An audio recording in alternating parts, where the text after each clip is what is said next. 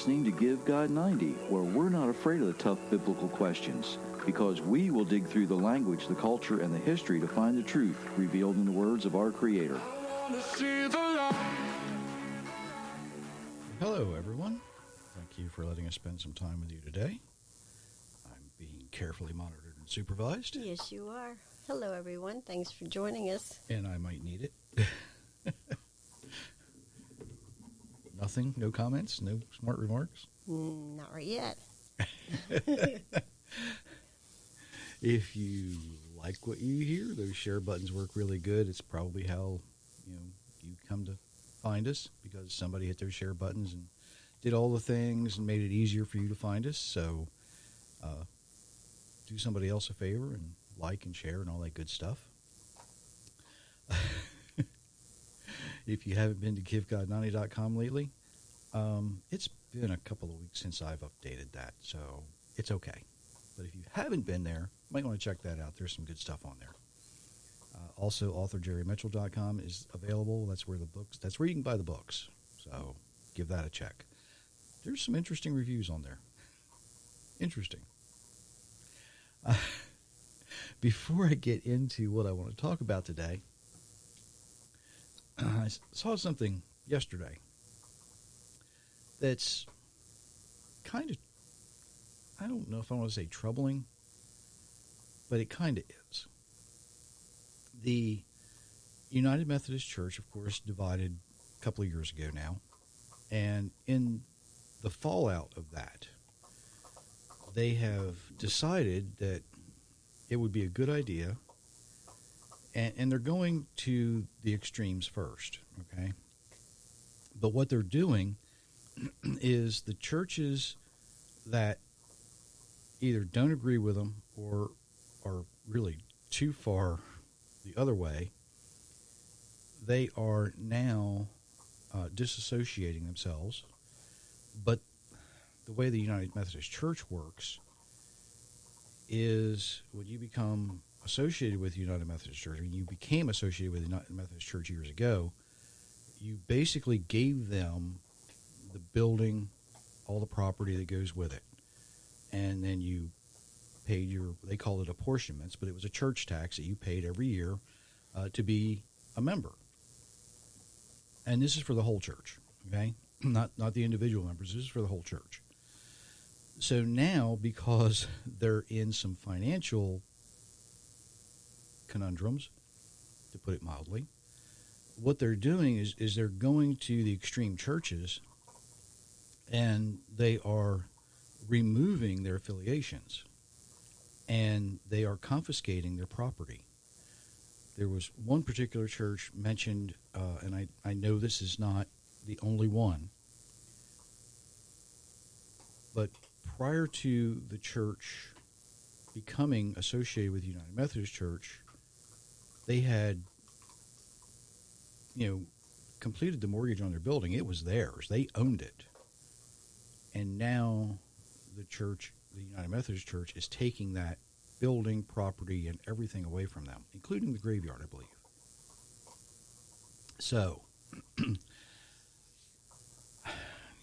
I don't think it's going to be long before the United Methodist Church is no longer, I've been calling it the ununited Methodist Church for a while. I'm not sure how much longer it can survive under the current administration. The individual churches, a lot of them can't afford to buy their property again. So I'm not sure what's going to happen with that. It's going to be interesting to see.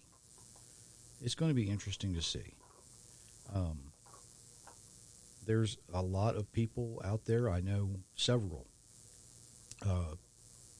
who have built new buildings in the past several years.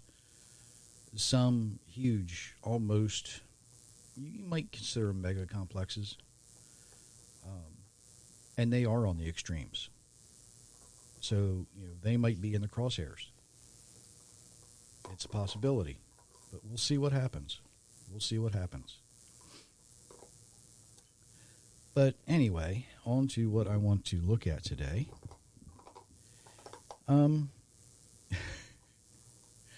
And that is can you abuse your soapbox? Theodore Roosevelt, Teddy Roosevelt, speak softly and carry a big stick. He gave it a different name. He called it a bully pulpit, where you would speak to the public from a place of prominence, right?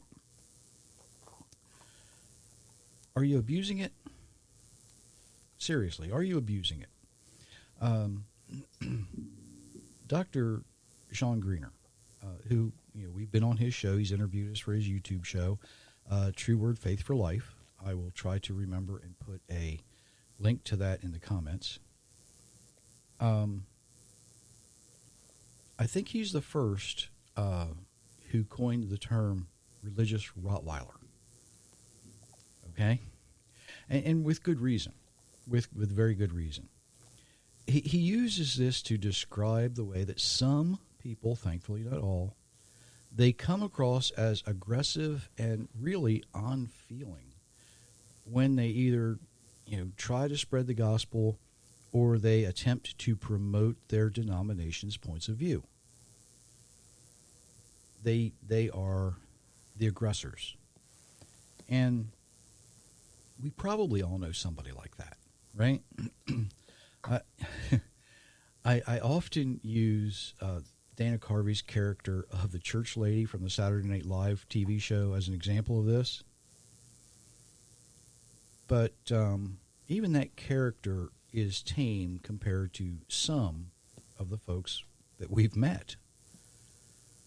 Now, don't confuse being aggressive with taking a firm stand on the word of the Creator. There's a difference. There's a big difference. I get a lot of kickback from folks who claim that God used evolution, right? I happen to believe he created the earth in 6 days, just like Moses wrote that he did. He didn't need evolution to do that. And quite honestly, until contrary evidence for that comes forward, I will continue with that position. I take some heat from the Noah's flood crowd who say, "Oh, Noah's flood, it was just a local flood. He didn't destroy the whole earth, like it says in Genesis 6. I will destroy the earth and all living things." There's a lot of evidence for that. Not just in the United States, around the world. I happen to believe Malachi 3:6, where it is written, "I, Jehovah, do not change, so that you, the sons of Jacob, are not destroyed." I get pushback from those folks, especially the dispensation crowd, right? He did this here, he did that there, he did something else somewhere else. Well, if he doesn't change, it's got to be consistent. So taking a firm stand on what is already written is much different than becoming aggressive when Christians are attempting to fulfill the Great Commission. And by the way, I got to say this. The way it's worded in most Bibles doesn't mean that people need to accept Jesus because it says make disciples. He doesn't specify make disciples of him, right? And I think he would be perfectly happy if we were to make disciples of the Father, just like he was, right? You have to do things the Creator's way, not our way. After all, he says, he doesn't, come with anything new. His teachings aren't from him. They're from the one who sent him. So if we make disciples of the Creator, we would be following his example. Now, I realize there are people in the world that are more difficult to reach than others. I realize that. I understand. I'm one of them. And I've said about myself, I'm hard-headed and thick-skinned. But even then, when somebody tries so hard to convince me of something, I get suspicious, right? Something I found over the years, is the more forceful someone is while trying to have you agree with their viewpoint, the less they know about what they're talking about. Even though they think they're an expert. Have you ever had a new sales associate, somebody that is new to a company, and they've gone through their classes, they've gone through their training, and all of a sudden they're the expert. It's like they invented whatever it is they're selling. I have to admit here, I'm one of those people who will keep throwing rope out and let them hang themselves, right? Because eventually they do, especially when it's something I know something about, because I typically will know more about it than the person who's trying to sell it to me. I'm not the person, when the Jehovah's Witness knocks on the door, I don't hide.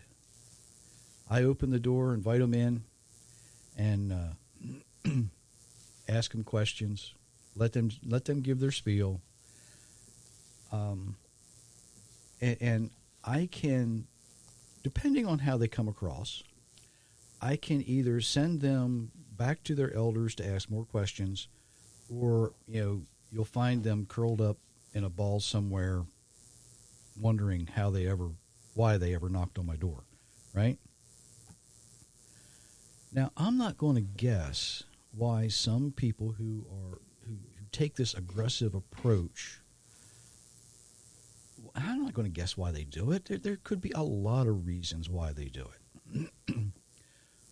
What I will say is that usually being aggressive about spreading the Christian gospel is wrong. All right? It has probably turned more people away from the Creator than has ever brought to the Creator. Let's face it. Nobody likes to be bullied or forced into anything, right? So if you come across as one of these people who, if you don't join my denomination, you're going to hell, you're going to lose more people than you're going to win. You're going to push more people away from the Almighty than you're ever going to convince to trust Him. Old man years ago said it's about winning souls for Jesus. No, it's about having people trust the Almighty. That's what it's about. Children are a really good example. Parents are going to give them candy. They're going to give them sodas. They're going to give them all these sweet, sugary things. And kids think it's great because, it tastes so good. Oh, it's so sweet. That chocolate candy bar is wonderful. Why can't we have this for supper? But when the parent tries to get them to eat something that's good for them, they're going to reject it because it's not sweet. It's not what they think they want. And then, the parents, they get agitated, they get short-tempered, they blame the child for not eating their peas or their carrots or whatever. You probably, if you're a parent, you know what I'm talking about. If you're young, you know what I'm talking about. You can probably remember it. But the same thing happens in a well-meaning church. They have those church members, they welcome the visitors in. And all of a sudden, this aggressive person comes in and they wonder why the visitors never come back. They don't understand it. They can't get it.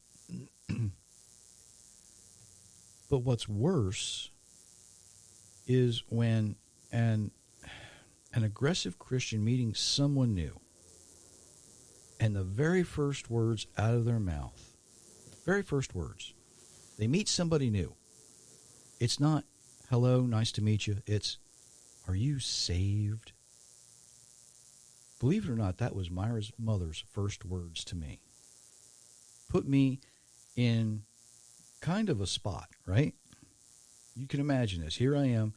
We dated once or twice, maybe. I don't remember. Was it our first date? Oh, it was our first date. So it was even worse. It was even worse. Now, we've been talking for several months. I go to pick her up, meet her father, everything's fine. Meet her mother, are you saved?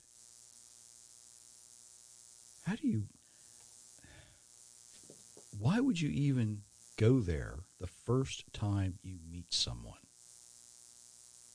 The very first time. Anyway, it's probably a good thing I didn't know as much then as I know now. We probably wouldn't be married. True.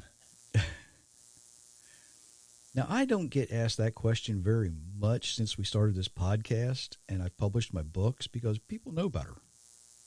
They know what I'm going to say. Saved from what? Explain to me what you mean by this. How do you view this? I'm going to enter that conversation with them. And I'm going to teach them exactly what the 3rd chapter of John means and who said what. I use this as a teaching experience, right? But imagine somebody who is not familiar with Christianity, someone whose only knowledge of religion, and Christian religion especially, comes from the things they've watched in the entertainment industry, what they've seen on television. All they have is this fictional idea of what it is. Not knowing how to answer that question can be awkward. More awkward than meeting someone's parent for the first time. And then we have the folks who say, "Oh, you've got to come to our church on Sunday." They're the stereotypical salespeople, right? "Oh, you've got to come this Sunday. Oh, the praise band has a special guest. Oh, this guitar player is so wonderful. You got to hear him. You got to hear him," or her. Or the other way. "Oh, you've got to come this Sunday because we're having this special speaker. He's internationally known." That describes a lot of people. I'm internationally known. Would you invite someone to your church to listen to me? Well, some of you might, but you know what I mean. You know where I'm coming from this, right? Christians especially, I need you to listen to what Myra's going to read. Because taking the aggressive stance might not be your best avenue. So if you want to read that passage right there. The result of sin's control in our lives is clear. It includes sexual immorality, impurity, and wild living, worshiping false gods, doing witchcraft, hating, making trouble, being jealous, being angry, being selfish, making people angry with each other, causing division among people, having envy, being drunk, having wild and wasteful parties, and doing other things like this. I warn you now, as I warned you before, those who do these things will not be in God's kingdom. But the Spirit gives love, joy, peace, patience, kindness, goodness, faithfulness, gentleness, self-control. There is no law that says these things are wrong. Galatians chapter 5, verses 19 through 23. Now, even my Jewish listeners, even my Muslim listeners are going to hear this and they're going to say, well, wait a minute. Yeah, we are to meet people in a loving way. We are to meet people and kind of figure out who they are, where they're coming from. Because if we offend them up front, we're going to lose them. We're going to lose them. Where's being aggressive fit into this? Well, probably under making people angry, right? We can file that under the making people angry part. Causing distrust. I tell people all the time, you're not going to agree with everything that I say. And that's fine. It's okay. You might be offended by some of the things I say, and that's okay too, as long as you understand why you're offended. Why do some of the things I say offend people? Some people don't like to hear the truth. Some people don't like it when you quote the Bible.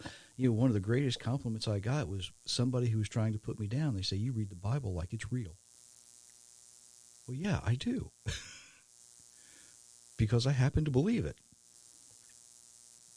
I also tell people, some of the things I say may make you angry. And that's okay as long as you understand why you're angry.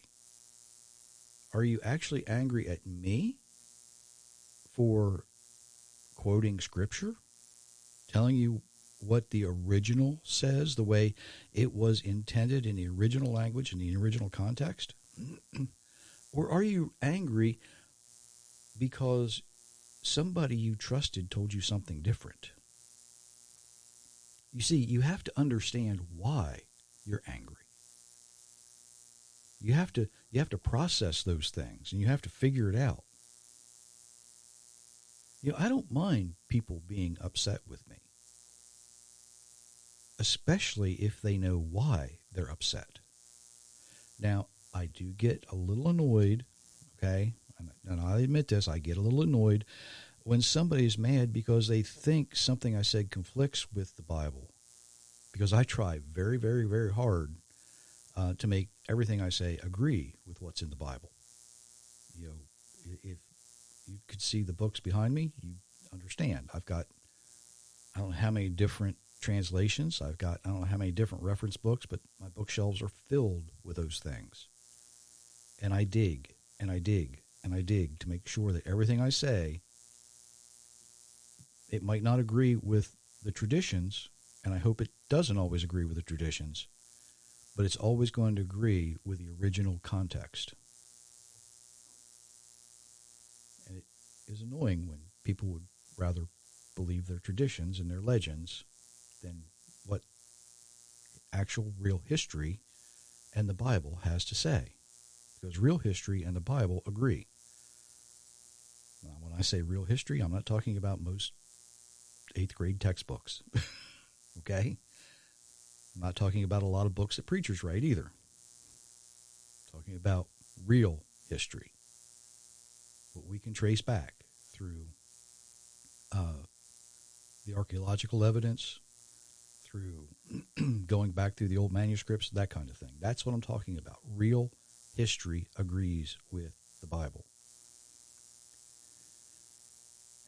I've mentioned before, I had a social media post comment that somebody answered. I was asked to join in on this thread, and they had said their doctrine is based on the Bible, and somehow that made it superior to anybody else's. So the first question I asked was, well, why not make the Bible your doctrine? Why not? What they didn't want to admit was they couldn't make their Bible their doctrine because there were too many things in their doctrine that conflict with the Bible. You see where the problem is there, right?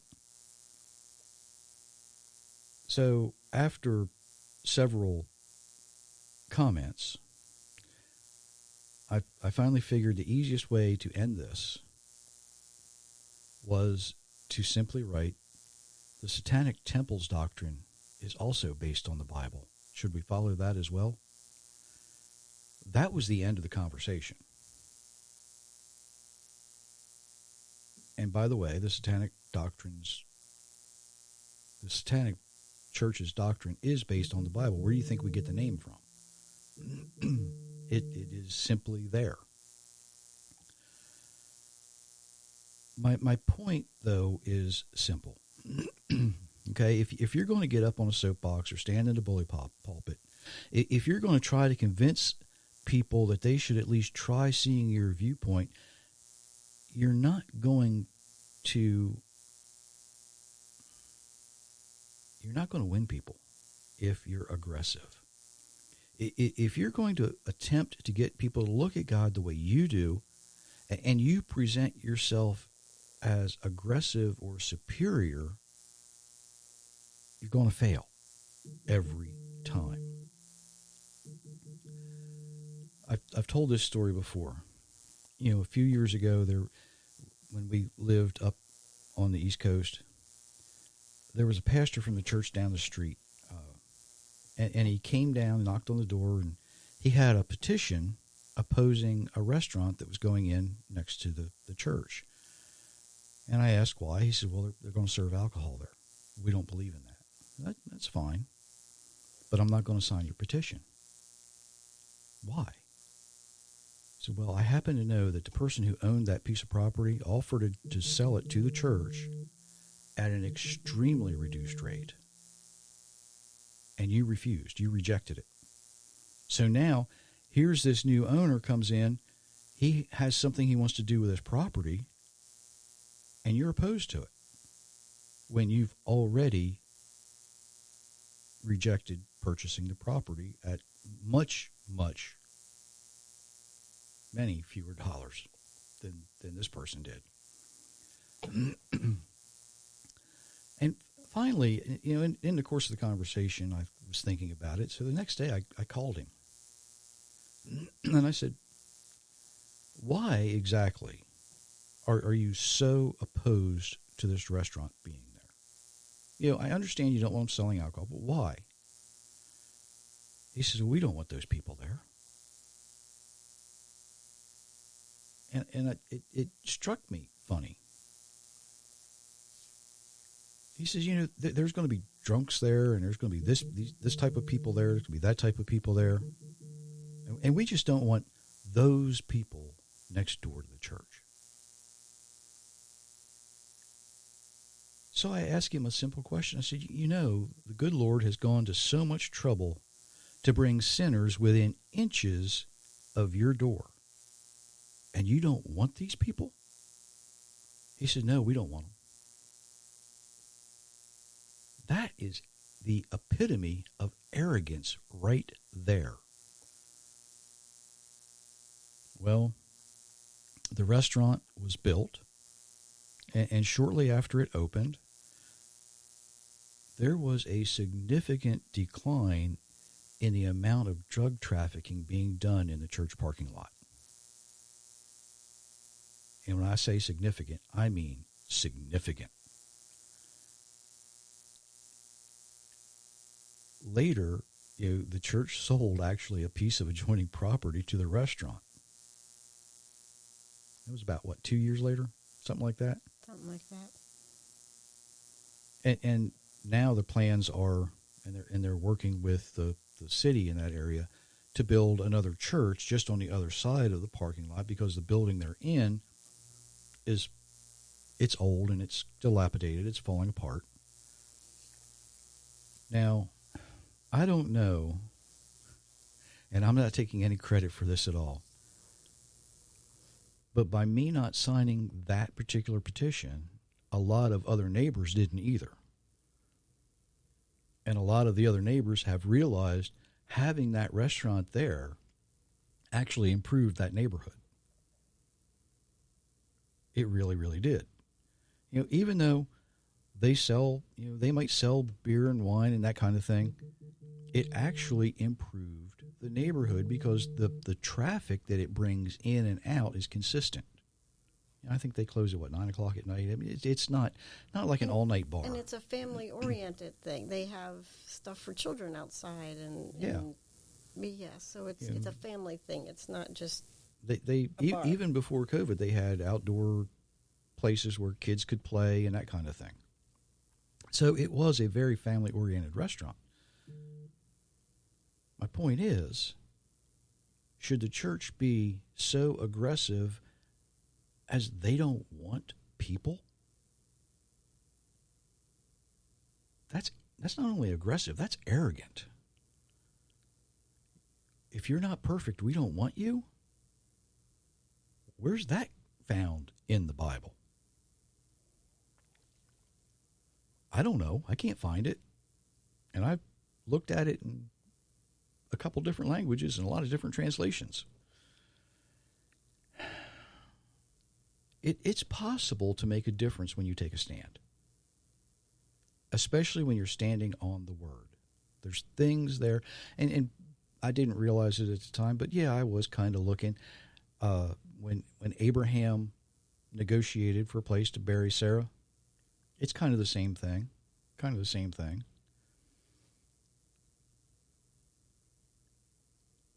Solomon writes there is a season for everything.